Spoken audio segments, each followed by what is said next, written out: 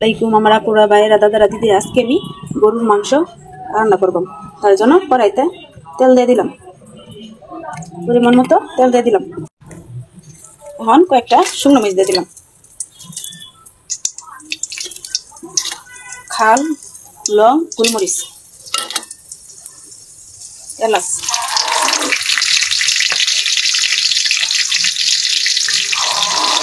তেজপাতা,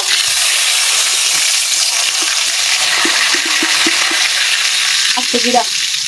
এখন পেঁয়াজ কুচি দিয়ে দিলাম, পেঁয়াজ কুচিগুলা বাদামি কালার করে বাজবাম।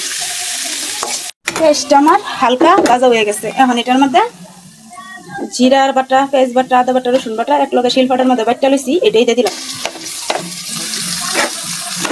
ততক্ষণ এটা কষায়া আগলা গন্ধ আছে, গন্ধটা যত জায়গা। এই পর্যায়ে প্যাকেটের মশলা আজকে ব্যবহার করলাম মাংস রান্নার জন্য। তার জন্য মাংসের মশলাটা দিয়ে দিলাম, এক প্যাকেট পুরোটাই দিয়ে দিলাম, এক প্যাকেট পুরোটাই দিয়ে দিলাম। সামান্য একটু পানি দিলাম মশলাটা কষানি একটু। পর্যায়ে মরিচের গুঁড়াটা দিলাম। আজকে জাল জাল করে গরুর মাংস রান্নাম, তার জন্য বেশি মরিচের গুঁড়াটা দিলাম। 7 চামচ মরিচের গুঁড়া দিলাম 1 কেজি গোস্ত না 1.5 কেজি গোস্তের মধ্যে। সামান্য একটু হলুদ দিলাম, ধনিয়ার গুঁড়া 1 চামচ দিয়ে দিলাম। এখন পানি দিলাম,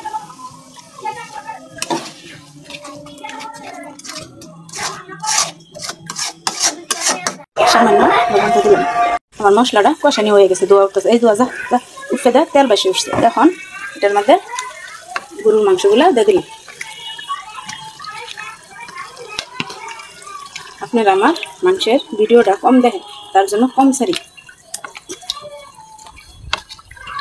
বলতেছি আজকে একটু মাংসের ভিডিওটা দিই সারি। আপনারা লাইক, কমেন্ট, সাবস্ক্রাইব, ফলো দিবেন আমার আইডিটা।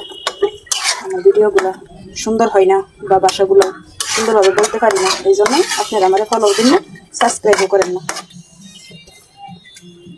এখন এটা ঢাকনা দিয়ে ঢেকে রাখুন, ঢাকনা দিয়ে ঢেকে রাখতেছি। তরকারিটা নাড়া দিলাম। মাংস আমি কিন্তু কোনো পানি দিচ্ছি না, মাংসের তেই পানি উঠছে, পানি দিলাম। এই মাংস পানিটা শুকিয়ে গেলে আমি পানি দিলাম, ধোয়া উঠতেছে, ধোয়ার লাগিয়া দেখা যায় না তরকারিটা কালারটা। আবার ঢাকনাটা ঢেকে দিলাম। এই পর্যায়ে আমি 5টা রসুন দিয়ে দিলাম, একটা কাঁচামরিচ দিয়ে দিলাম, আলুগুলা বাজ্যা রাখছিলাম, আলুগুলা দিয়ে দিলাম, হালকা একটু বাজ্যা রাখছিলাম তেলে। এমনি তো আমার ভিডিও দেখেন না, তো বাজার ভিডিওটাও দেখি।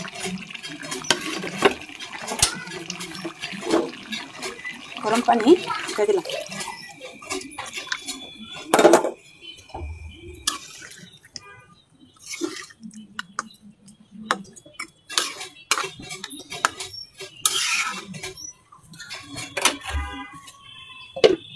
সামান্য একটু লবণ দিয়ে দিলাম, লবণ কম হয়েছে তার জন্য একটু লবণ দিয়ে দিলাম। একটু গরম মশলার গুঁড়াটা দিলাম, কারণ আমার কাছে আজকে ভাজা জিরার গুঁড়াটা নাই, তার জন্য গরম মশলা গুঁড়াটা দিয়ে দিলাম। এখন 20 মিনিট রান্না করবো। 20 মিনিট পরে আমার মাংস রান্নাটা হয়ে যাবে। দেখেন কালারটা কত সুন্দর আসছে, মাশাআল্লাহ। এই যে আমার তরকারিটা হয়ে গেছে, এখন এটা নামাই আনলাম।